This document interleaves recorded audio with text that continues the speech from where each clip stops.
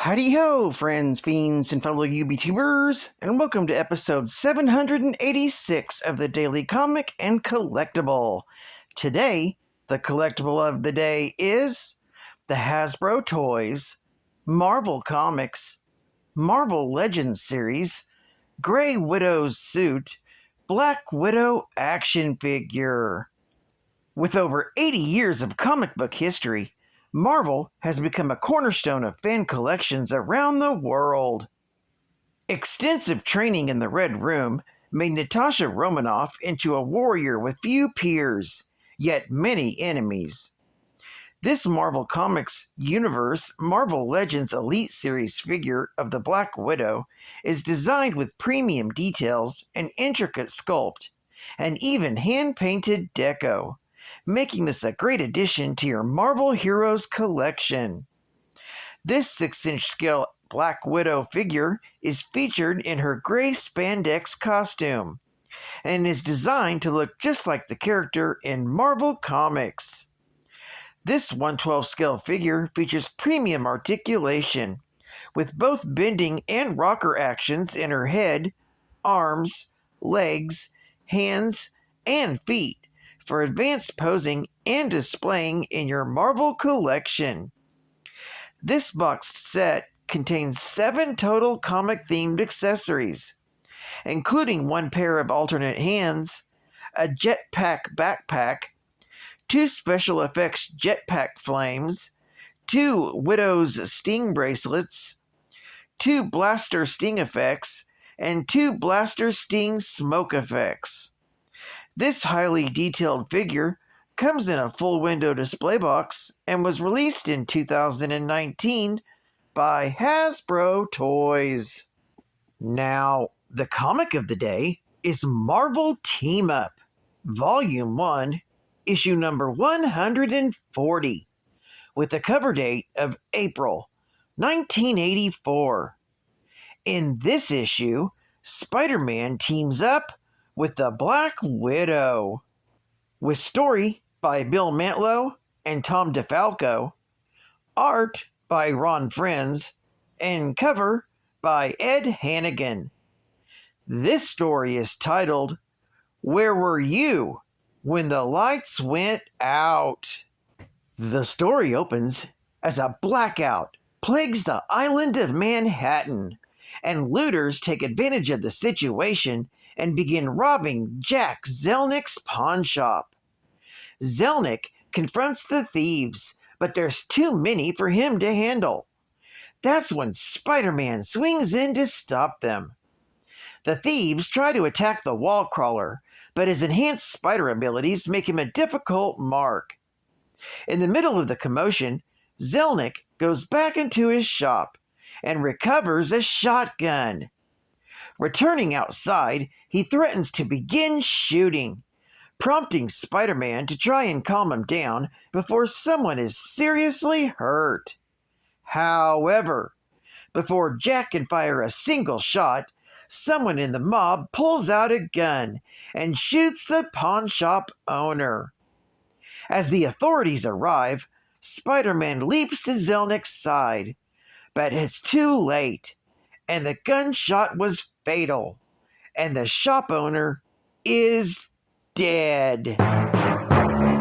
The following morning, the Black Widow is swinging across the city.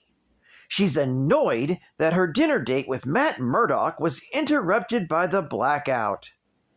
While she's busy rounding up looters, Murdock, a public defender, is called in to represent those who were arrested during the blackout. She goes to the Manhattan Criminal Court to meet with Matt, telling him that she's willing to wait for him to finish processing his clients so they can at least go to lunch together. Among all the accused is Daily Bugle reporter Ben Urich and photographer Peter Parker. Ben has come here on a tip from Murdoch and intends to write a story from the perspective of the arrested to give the blackout a human perspective. Spotting Murdoch in the crowd, Ben Urich tells Parker that the lawyer is representing the young man accused of murdering the pawnbroker. This comes as a surprise, because even as Spider-Man, he was unable to determine who fired the fatal shot, and wonders how the police were able to catch the alleged killer. The young man that Murdoch is interviewing is Juan Santiago, a former gang member with a criminal record. Juan has gone straight, but he believes that he's going to be found guilty because his former gang members framed him for the murder. When Murdoch suggests that they subpoena witnesses, Juan tells them that nobody will go against the gang. Using his enhanced senses, Matt Murdock knows that Juan is telling the truth, but wonders how he can prove it in court. Regardless, even though Juan finds the effort to clear him to be hopeless, Murdoch convinces him to do the right thing. When brought before the judge, Matt argues that he needs time to find evidence that Juan was framed for a murder that he did not commit. The judge is annoyed by all the cases he has to see that day, and only gives Murdoch a week to find that evidence. Juan doesn't believe Murdoch can do it, but the lawyer assures him that he will help him. That's when the Black Widow pulls Matt aside and tells him to focus on his cases while she goes out and finds the evidence he needs to clear Juan's name. He's then approached by Urich and Parker for questions. Surprisingly, Murdoch recognizes Peter's heartbeat as being that of Spider-Man. Urich, knowing Murdoch's own secret identity as Daredevil, asks how he plans to proceed.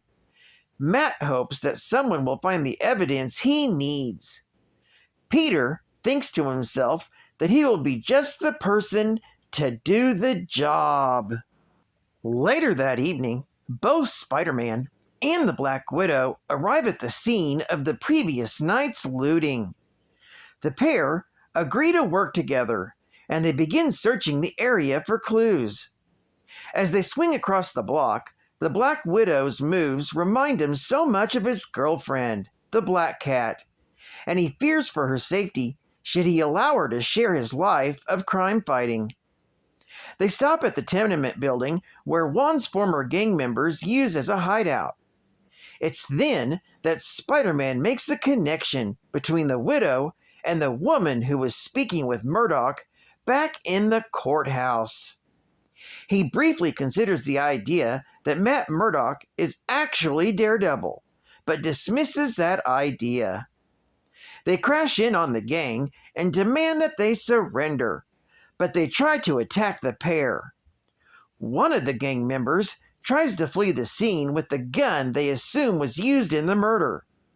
Spider-Man goes after him while the Black Widow deals with the rest of the thugs. The fleeing crook hijacks a car, but is soon pursued by Spider-Man and the Black Widow.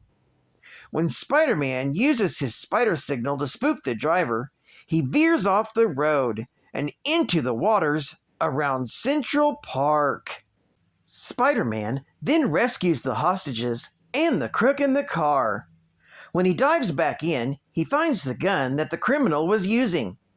With the authorities on the scene, Spider-Man turns the gun over to the police for ballistics testing.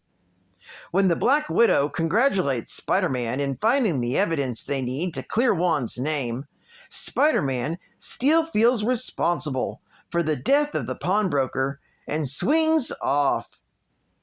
The next day, Peter Parker finishes a get-together with his friend Harry Osborn, when suddenly his spider sense goes off, warning him of something in Central Park. Changing into Spider-Man, Peter goes to investigate. At Sheep's Meadow, he finds a massive construct, the source of his spider sense's warning. Drawn to the opening in the massive structure, Spider-Man realizes that it's all too late, that it's a trap, and is suddenly teleported away. Meanwhile, at the courthouse, Murdoch tells Juan the good news. However, any hope of Juan being cleared of murder is dashed when Ben Urich arrives and tells him that the gun did not match the murder of the pawnbroker. Juan feels as though he's betrayed and has lost all faith in the system as the police take him back to his cell. Left to themselves, Matt Murdock swears to both Ben Urich and to the Black Widow that he will do whatever it takes to clear Juan's name, this time as Daredevil. This story is continued in Marvel Team-Up, Volume 1, Issue number 141. However, Spider-Man's fate is revealed in Marvel Superheroes, Secret Wars, Issue number 1, with a cover date of May 1984. Geek Fact: Daredevil recognizes Peter Parker's heartbeat as being the same as Spider-Man. However, since Peter isn't mentioned by name during this conversation with Ben Urich, he doesn't make the connection between the two. Daredevil doesn't learn Spider-Man's double identity until Peter Parker, the Spectacular Spider-Man, issue number 110, from January of 1986. However, Ben Urich knows that Matt Murdock is secretly Daredevil. He deduced the truth in Daredevil, issue number 164, with the cover date of May 1980. Bonus Geek Fact: Spider-Man recounts the powerful bursts from his spider sense that he received in Amazing Spider-Man, issue number 249 and issue number 250, from February through March of 1984 respectively. This was due to the presence of the cosmic being, the Beyonder.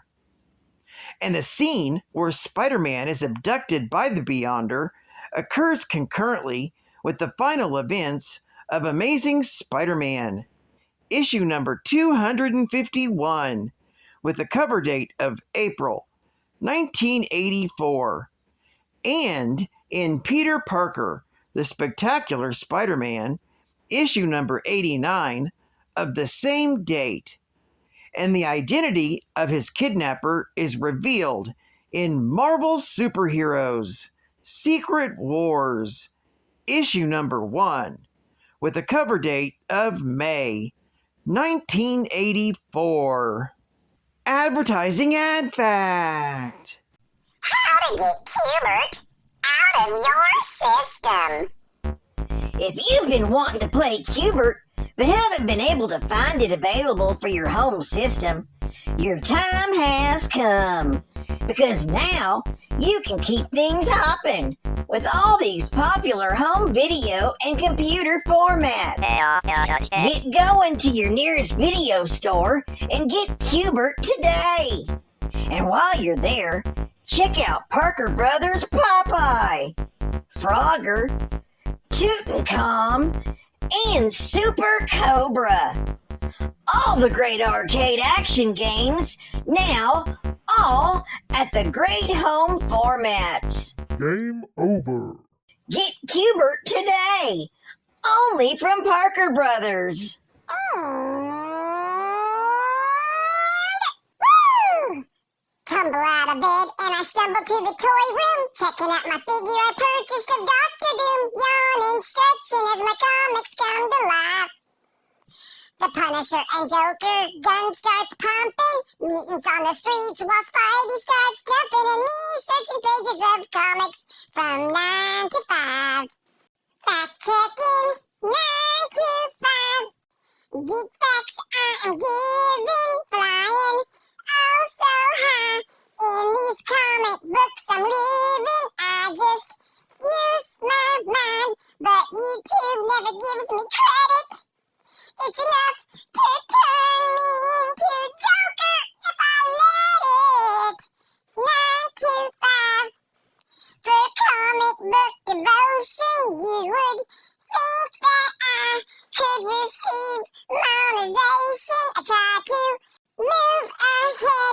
tons of facts won't seem to let me. I swear sometimes geek facts are out to get me. 9 to 5. Oh, that's right, geeking. 9 to 5. Natasha Romanoff is a true master spy. However, her powers come at a great cost. Natasha is a dangerous secret agent trained in espionage, stealth, disguise, infiltration, and demolitions. She's capable of killing in cold blood when the need arises. Her talents and years of experience have enabled her to reach a high-ranking position as an agent of S.H.I.E.L.D. While not an encumbrance to her performance, the serum and biological modifications made to Natasha's physiology granted her impressive resilience. However, the effects of a highly efficient immune system inhibited her reproductive capabilities, making pregnancy impossible. The Black Widow has worn many different costumes over the years, and most have had the same specifications. Mainly synthetic stretch fabric, which has been augmented to be highly resistant to damage from even small arms fire and high temperatures. Microscopic suction cups on her costume allow her to scale walls and cling to ceilings, just like her namesake. In the 4th iteration of her costume, Natasha switched to a lighter gray-colored catsuit, with a high collar built into it. It had a small black spider emblem on her left breast. It also had a large white or black spider emblem on her back. Like many of the Avengers during the period, she wore this costume. The Black Widow occasionally accessorized with a brown leather jacket with an A insignia on the arms. She also occasionally wore the coin-shaped belt from her previous costume, and a version of her bracelets which were fully concealed under her costume instead of being visible. This version also came with a removable jet-powered backpack for fast short-distance travels. The Black Widow's gauntlets are wrist cartridges containing various tools of the spy trade: tear gas pellets, a radio transmitter, and the ability to fire a 100-foot spring-loaded cable. The gauntlets also included a Widow's Bite, which is capable of stunning an opponent and emitting highly potent electric shocks with a maximum of about 30,000 volts at a range of at least 20 feet. Natasha has often worn a belt of metal discs or cartridges that contain plastic explosives, equivalent to 4 pounds of TNT. Natasha uses her Widow's line, a grappling hook with a retractable line, to swing along rooftops for increased mobility, along with her backpack jetpack. And on a final note, nothing beats the what if the Black Widow married the Spider-Man. Did nobody ever warn Spidey about Black Widows? Well, I'd like to thank you for joining me for another Daily Comic and Collectible, and I hope to see you again Wednesday. This is Catban Comics Man, and I'll catch you on the flip.